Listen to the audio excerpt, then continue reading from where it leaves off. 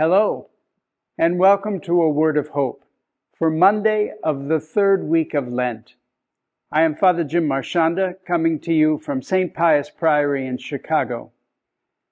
We have a great gospel today from Luke, and the first reading is from the second book of Kings. And actually, it's a very, very challenging, to-the-point gospel that asks us to broaden our vision, to expand our horizons, to think more largely than we ever are comfortable thinking. It's about Jesus saying in his own temple, in his own city of Nazareth, that no prophet is ever welcome or accepted in his own hometown or among his own people. And all of a sudden they get angry at him. They get angry at him for saying some of the things he's saying. He says how the army commander Naaman was a leper and was cured of his leprosy even though he had nothing to do with Israel.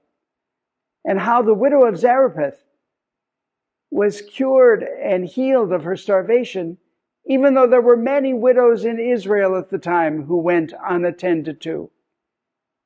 What he was saying was, people on the outside of our circle are welcomed by God, just as much as we think we are welcomed by God.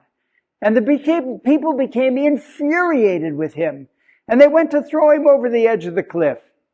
But the gospel says he was able to walk right through them and get away. Jesus was talking about a broadness of thinking that includes everybody. Includes people like us and people who are not like us.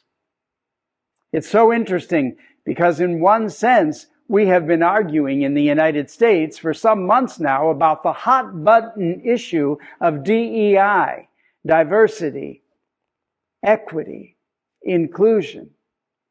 It's been very controversial. And yet Jesus, in the gospel, was including people on the fringes, people on the outside, people who didn't look like us, didn't think like us, didn't pray like us, didn't believe like us.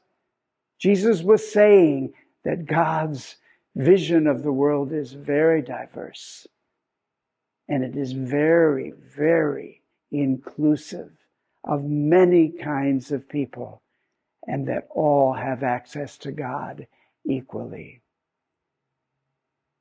I won't touch the politics of diversity, equity, and inclusion, but I must say that the gospel can never be compromised by our politics. Never.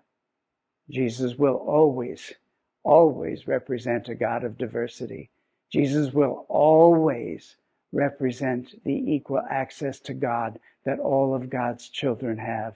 And Jesus will always be more inclusive than any of us are usually willing to dare. My friends, let us be challenged to a greater hope on this day, because this gospel is not political. It is simply the Word of God that asks us to broaden the way we see one another. God bless you.